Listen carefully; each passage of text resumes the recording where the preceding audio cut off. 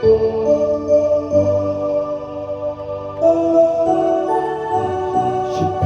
23편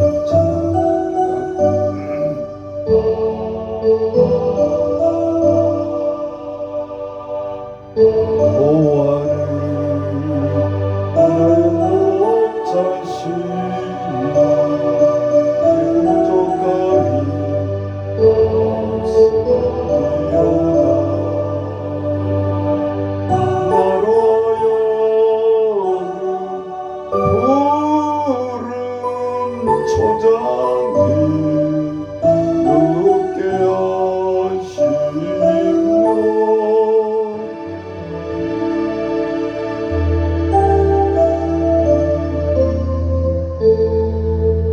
여호와 전에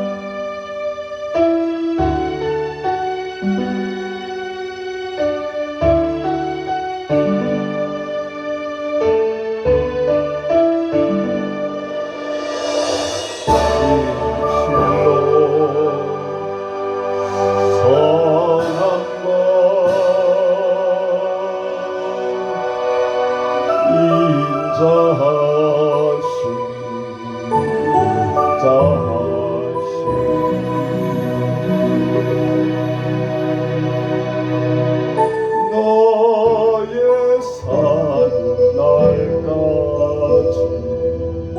나를 따르리니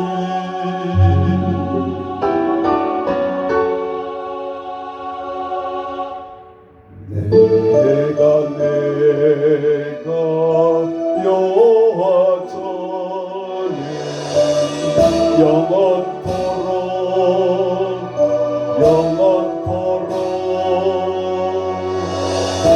영원토록 이로다. 아멘. 시편 23편을 작사 작곡한 유명한 곡입니다. 자, 오늘 시편 23편 시편 150편 중에 가장 우리 많이 읽혀지고 또 암송도 하고 하는 시편입니다. 시편 하나를 가지고 2년 3년 설교도 할 수 있습니다. 대표적인 시편입니다. 그러니까 다윗의 개인적인 회개의 고백의 시이기도 하지만 민족의 시이기도 하고 또 우리가 살아가는 우리의 모든 양과 목자의 관계의 시편이기도 합니다. 그래서 대표적인 시라고 언제 이렇게 말씀하는 거죠. 그래서 오늘 우리가 보면은 다윗은 우리가 22편까지 끊임없이 동일한 주제에 하나님 앞에 우리가 참된 복이 무엇이고 참된 복된 자가 누구인가? 그것이 여호와께 피하는 자다. 그래서 그것이 우리의 많은 기도 속에서 또 하나님 말씀을 보면서 비겁한 자로 피하는 것이 아니라 그것이 개인이 오버하지 않도록 또 늘 백성들을 향해서 왕이 오버하지 않도록 늘 자고하고 교만을 하나님께서 우리에게 막아주시고 진정으로 하나님 앞에 피한다는 것이 무엇인가? 그래서 시편 23편은 큰 역사적인 기록, 이스라엘 백성들이 430년 동안 종살이를 하면서 공동체가 어떻게 탈출해서 나오는가, 거기에 대한 것이 또 묻어져 있고, 다윗의 자기 감정만 표현한 것도 아니고, 오늘 시편 23편은 민족의 역사적인 사건들이 녹아져 있고, 실제적으로 이스라엘 백성들이 애굽을 탈출해서 40년 동안 광야 생활을 하면서 진짜 이스라엘 백성은 하나님과의 관계에서 목자와 양의 관계였다. 보람박이 없는 사막에 40년 동안 살아난 것도 그렇고, 또 매일매일 하루하루 우리가 주기도문 하면은 일용할 양식을 주시고 그렇게 하잖아요. 하루에 일용할 양식. 예. 우리 성화 같은 데 보면 그 한 조각의 빵에 100발의 노인이 간절히 기도하는 손에 성화가 있잖아요. 그게 하루에 일용할 양식에 대한 감사. 그 성화를 보고 있으면 우리가 욕심을 부릴 수가 없죠. 그렇다 이거죠. 우리 누구에게든지 아무리 백만장자로 이민자라 할지라도 한 끼의 식사 앞에 그 이상 뭘 바라겠냐. 그래서 실제적으로 오늘 우리가 이스라엘 백성들이 하나님의 진정한 목자와 양의 관계로 그려져 있다. 이 광야의 40년 길을 우리가 하나님께서 인도해 주셨다고 그러는데, 자 23편 들어가기 전에 신명기 2장 7절 한번 찾아보세요. 신명기 2장 7절.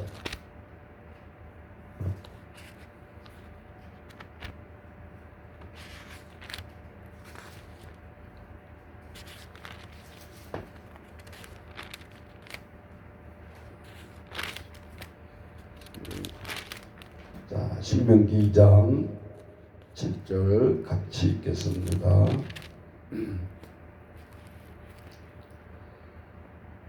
내 하나님 여호와께서 내가 하는 모든 일에 내게 복을 주시고 내가 이 큰 광야에 두루 다님을 알고 내 하나님 여호와께서 이 40년 동안을 너와 함께 하셨으므로 내게 부족함이 없었느니라 하시기로 나오잖아요. 그러니까 딱 한 자리에 압축을 했어요. 자, 40년 동안 너와 함께 임마누엘 하셨던 하나님, 내게 부족함이 없었다. 광야는 불안폭이 없는데 이스라엘 백성에게 먹는 것부터 하루 시작해서 매일 만나와 메추라기를 일주일씩 내려주신 게 아니었고 하루하루 그게 일용할 양식이다 이 말이죠. 자, 우리는 시대가 잘 살아가니까 냉장고에 저장해 놓고 먹고 살고 냉동식품 한 달 동안 쟁여 놓고 먹고 하잖아요. 그러니까 이런 의미를 잘 모르는 거예요. 커나가고 있는 아이들은 늘 보는 것이 그런 것을 보니까 한 달치도 먼저 받아놓고 먹고 하루하루 하나님이 주신다는 그 의미를 깨달을 리가 없죠. 우리가 매일매일 쌀 양식을 하루 한 대 사다가 먹는 것도 아니고, 그러니까 개념을 이해할 수가 없는 거죠. 실제적으로 그래서 오늘 신명기 2장 7절은 내 하나님의 복이 광야에 40년 동안 함께하는데 부족함이 없었다. 모세를 통해서 오늘 신명기에서 선언을 하고 있는 것을 보게 됩니다. 이것이 이스라엘 백성의 인도요 하나님의 선언 선포인 거죠. 자, 그래서 시편 23편 들어가면 첫 번째 1절에가 여호와는 나의 목자시니 내게 부족함이 없으리로다. 이러한 역사적인 사건이 들어있다. 이 고백이 그냥 개인으로 하나님이 나의 목자입니다. 다윗이 이러한 마음도 있지만 오히려 공동체적인 선언이다라는 거죠.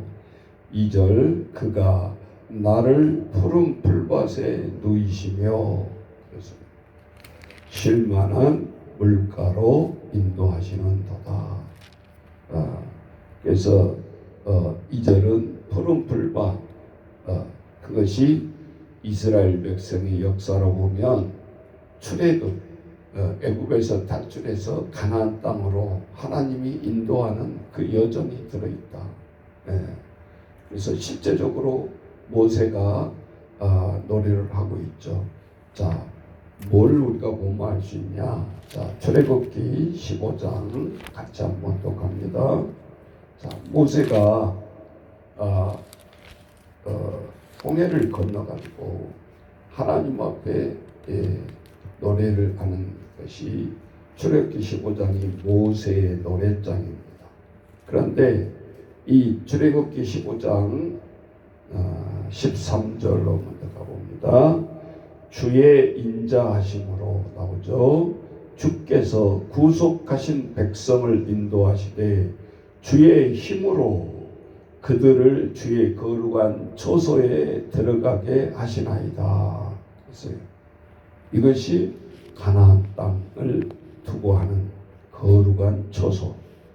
그래서 실제적으로 이스라엘 백성들이 광야 생활을 끝나고 우리가 성막 텐트 시대가 끝나고 시오 하나님의 성전을 짓게 되잖아요. 그래서 영원히 하나님이 거하실 처소 그렇게 하면서 우리가 성전이 지어지는 것을 볼 수 있습니다. 그래서 23편은 그가 하나님이 나를 푸른 풀밭에 누이시며 쉴 만한 물가로 인도하시는 도다 그랬습니다. 자, 그러면서 4절에 보면 3절 내 영혼을 소생시키시고 자기 이름을 위하여 의의 길로 인도하시는 도다. 실제적으로 우리의 모든 신앙생활을 해 나가는 데 있어서 내 영혼을 다시 소생시킨다. 굉장한 의미잖아요. 자기 이름, 하나님의 이름, 하나님을 위하여 의의 길로 우리를 인도하시는 도다.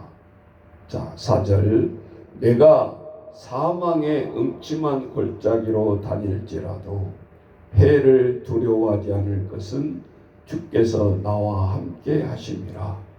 주의 지팡이와 막대기가 나를 안위하시나이다.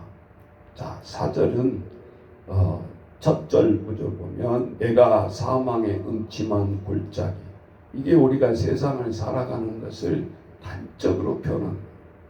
세상은 눈만 뜨면 전쟁터, 하루아침에 곤두박질, 하루아침에 요즘은 발달한 시대사다 보니까 몇백조 원이 눈앞에서 사라져버린 것을 우리가 보고 만져보지도 보지도 못한 우리들의 모든 수치, 이게 경제고 많은 사람들이 그 수치 하나에 목을 메고 있다. 이것이 현대의 가장 발달한 우리가 시대에 살아가면서 진정 사망의 음침한 골짜기가 어딘가, 이거 우리를 바라보게 한다 이 말이죠. 그때는 정말로 목자와 목동으로서 이런 많은 배경을 깔고 있지만 인생의 바닥, 우리가 그것이 다 사망의 음침한 골짜기로 표현하고 있는 거죠. 사실 이스라엘 백성들은 애굽에서 탈출해서도 그 해방감은 잠시고 3일 길이면 걸어서 들어갈 가나안 땅인데 하나님이 바로 인도 안 합니다. 광야의 길로 몰아넣어서 40년 동안 거기서 훈련을 다시 받게 합니다. 매일매일 하나님 앞에 양식을 받아먹고 감사하는 표현부터 해서 저들이 400년 동안 살았을 때 애굽에 고기 국물이 길들어져 있잖아요. 그래서 처음부터 바로 안 줍니다. 저들이 사모하고 모세에게 대들면서 우리를 왜 여기서 죽게 하느냐, 다시 애굽의 고기 국물을 먹게 해다오. 저들이 원성을 하고 모세에게 되들었을 때 하나님은 모세의 마음을 아시고 만나와 메추라기를 직접 공수하시잖아요. 그 사건을 통해서 애굽에 인도하지 않고 바로 이 사망의 음침한 골짜기에서 살아가게 합니다. 이것이 모세만 이렇게 주장했던 것이 아니고 우리가 눈물의 선지자 그러면 에레미야잖아요. 자, 에레미야 선지자는 이 출애굽을 직접 진두지휘하지 않았지만 에레미야는 뭐라고 얘기하는가? 자, 출애굽기 에레미야 2장 6절 한번 찾아보세요.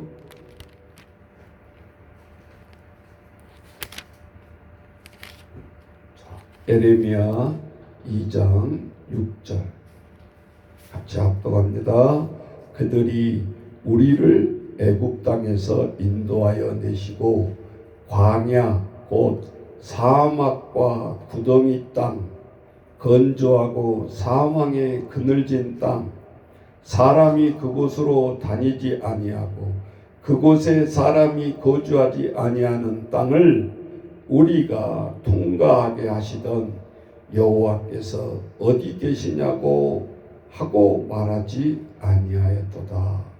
자, 에레미야 선지자가 이 이스라엘 역사의 공동체적인 사건 출애굽을 이렇게 얘기하고 있어요. 사망의 그늘은 땅, 사람이 다니지 않는 땅, 사람이 살 수 없는 땅. 리얼리티하게 말을 하고 있지 않냐 이 말이죠. 모세는 진두지휘를 했으니까 이 말하면 뭔 말인지 아는데 이스라엘 백성들이 회개하지 아니하고 망해갈 때 선지자가 울면서 이스라엘 백성들에게 회개를 촉구했던 서신이 에레미야서예요. 그 사망을 인도할 때가 아니란 말이에요. 그런데 이스라엘 백성들이 또 회개해야 되는데 회개하지 못하고 하나님 앞에 처절하게 죄악 가운데서 회개하지 못할 때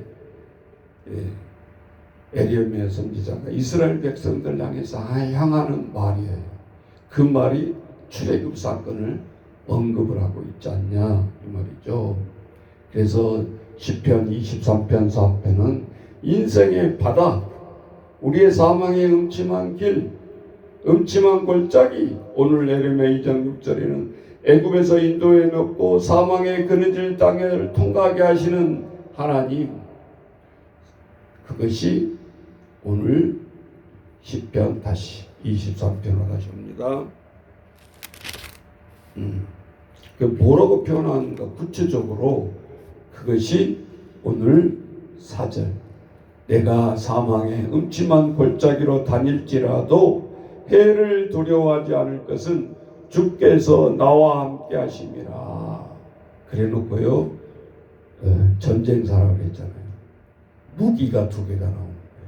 주의 지팡이와 막대기. 비슷한 것 같은데 왜 그걸 구별해서 썼지? 그게 아니죠.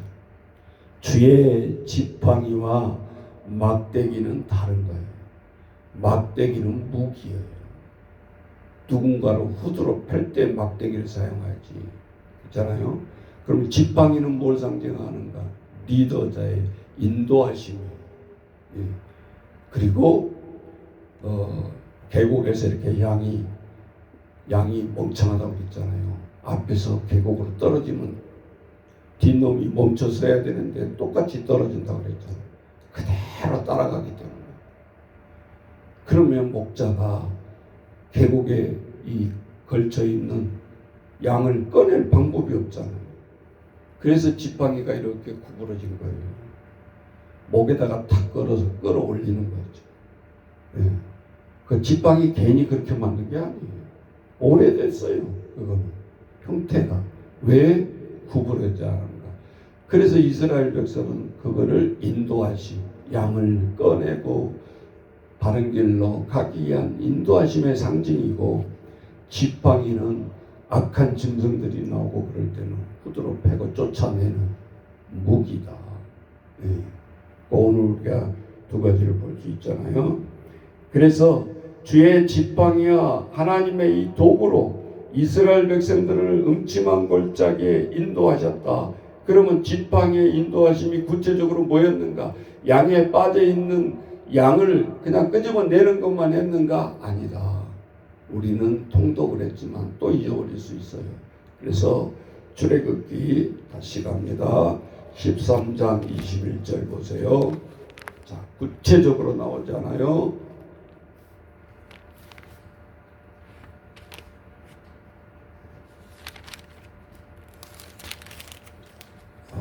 출애굽기 13장 21절 다 같이 시작. 여호와께서 그들 앞에서 가시며 낮에는 무엇으로? 구름 기둥으로 그들의 길을 인도하시고 밤에는 불 기둥을 그들에게 비치사 낮이나 밤이나 진행하게 하시니 낮에는 구름 기둥 밤에는 불 기둥이 백성 앞에서 떠나지 아니하니라.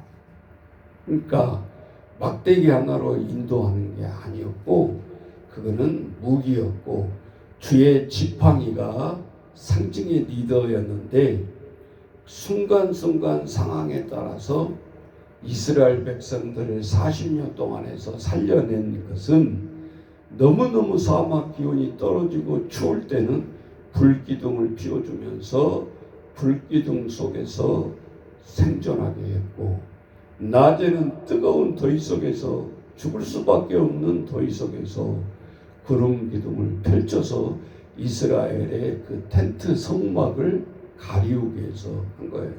온 전체를 그렇게 한 게 아니고 그들이 거주하는 거, 임재하는 거.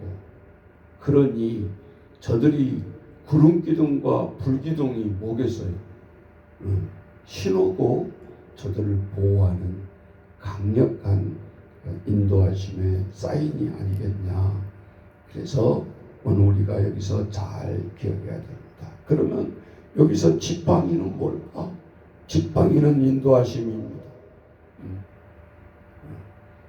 왜?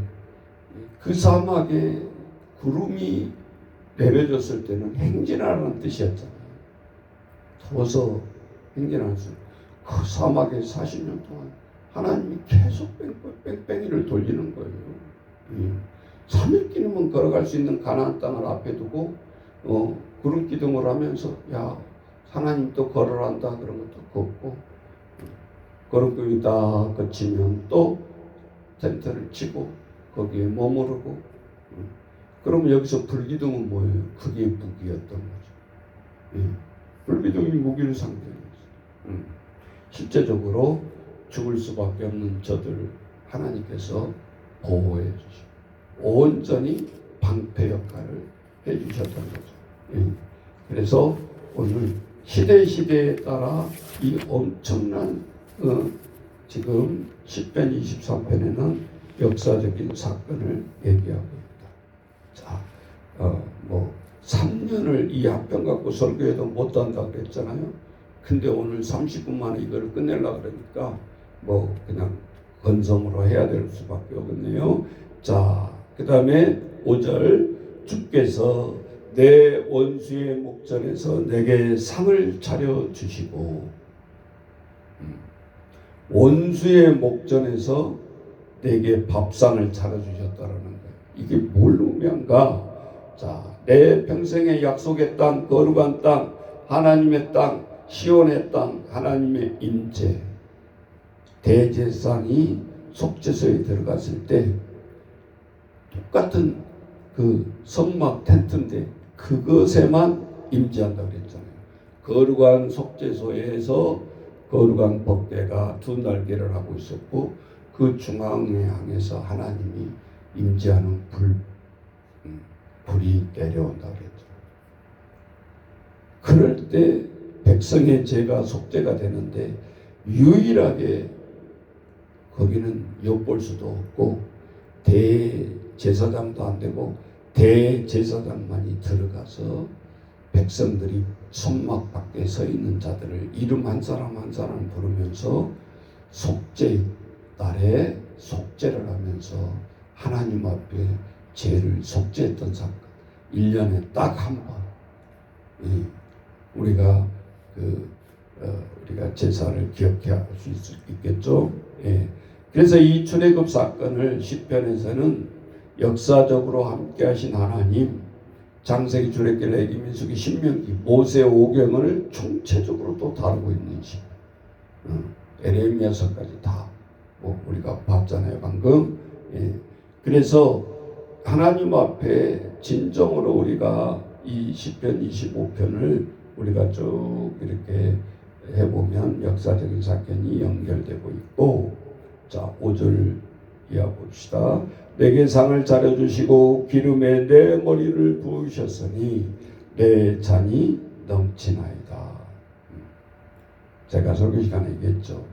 일본은 2%밖에 안 된다는데 신학자들이고 믿는 사람들은 일당 만 명의 대가를 치르고 저들은 튼튼한 신앙으로 싹이 트고 있다. 우찌무라 간조가 쓴 책의 이름이 요 제목이었어요. 내 잔이 넘치나이다. 여기 나오잖아요. 시편 23편 5절 마지막 절. 저기간 성경에 있는 그대 내용으로 책을 쓰고도 책이 안 읽혀진 책이 없어요. 유명한 베스트셀러가 되는 거예요. 근데 다윗의 이것을 쓰는 게 아니죠. 자기의 인생에 하나님 앞에 하나님을 섬기된 동기부터 해서 날마다 하나님이 은혜를 주시는 것을 기록하고 있죠. 그래서 많은 신앙을 믿는 사람이고 안 믿는 사람이고 그 책을 보면서 은혜를 받는 거죠. 자, 그 다음에 6절 마지막 절 봅니다. 내 평생의 선하심과 인자하심이 반드시 나를 따르니 내가 여호와의 집에 영원히 살리로다. 이 성소잖아요. 시온, 예루살렘 성을 향해서 아직 다윗이 성전도 안 지을 때잖아요. 하나님이 그 여호와의 성전을 바라보면서 내가 좀 짓고 싶습니다 그랬을 때 하나님이 우리가 역사적 사건을 하고 있죠. 안 된다. 너는 너무 피를 많이 흘렸어. 네 자식 솔로몬에게 이양하라. 하나님이 직접 말하는 거예요. 다윗은 성전을 짓고 싶어도 하나님이 거부를 했어요. 그러면서 오늘 그 영원한 사모하는 성전을 얘기하는 거예요. 자, 끝으로 시편 23편은 우리가 방금 불렀던 여호와는 나의 목자시니 이 찬양이잖아요. 이 여호와는 나의 목자시니 찬양이 엄청 많아요. 제목이. 왜 가장 느린 곡이면서 은혜로운 우리가 불렀던 또 여호와 나의 목자, 이런 찬양도 있고 굉장히 많습니다. 작사 작곡을 23편을 통해서 많이 했던 것을 볼 수 있습니다. 그래서 진정으로 죄를 떠난 하나님의 사람으로 우리가 어떻게 하나님 앞에 의지하며 살아갈까? 은혜의 사건. 그래서 공동체와 개인의 심정이 동시에 들어있다. 그러면서 우리가 그냥 글씨로 이렇게 쭉 읽어보면 개인의 고백인가 이렇게 착각하기 쉽단 말이에요. 근데 그건 아니다. 오늘 진정으로 6절에 보면 내가 여호와의 집에 영원히 살리로다 라는 찬양이죠. 자, 우리 1절만 찬양하고 같이 기도하겠습니다. 자, 이거 했던 곡 다시 한번.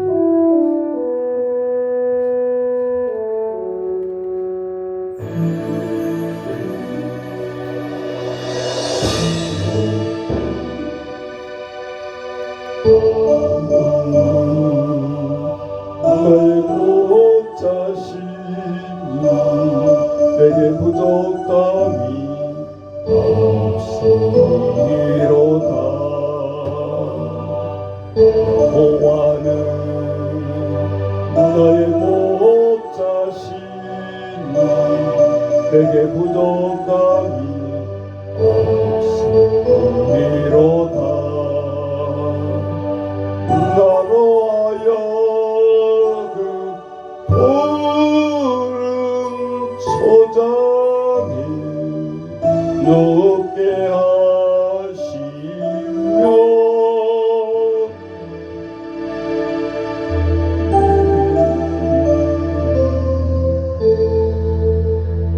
연한 물 가로 잔잔한 물가로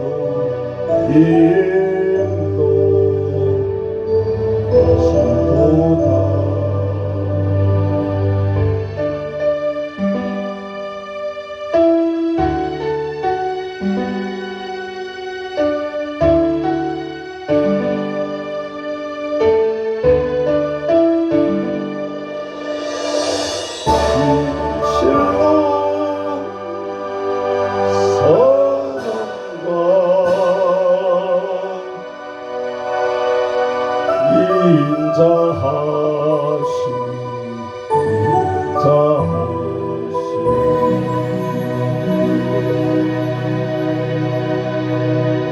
나의 삶 날까지 나를 따르리니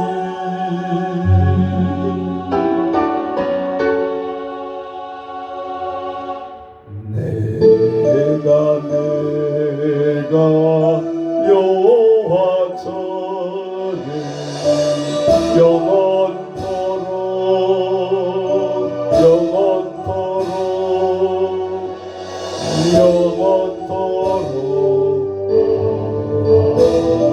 이로다.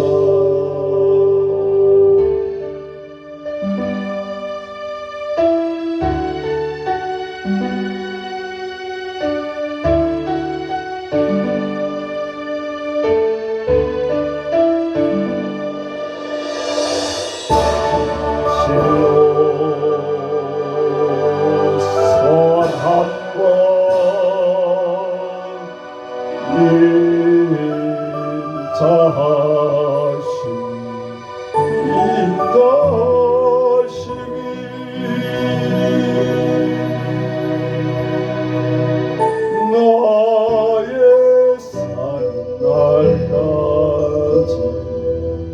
나를 따르리니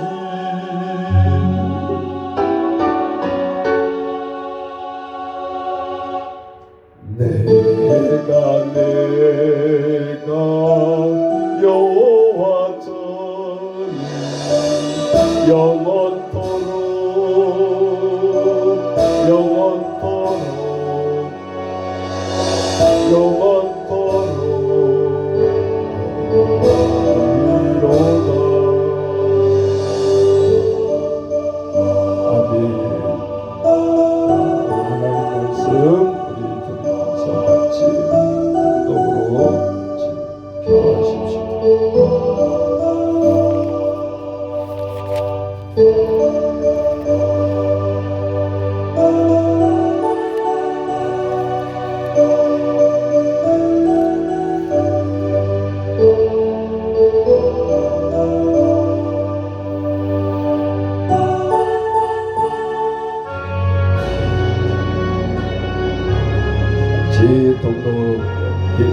음성 기도하겠습니다.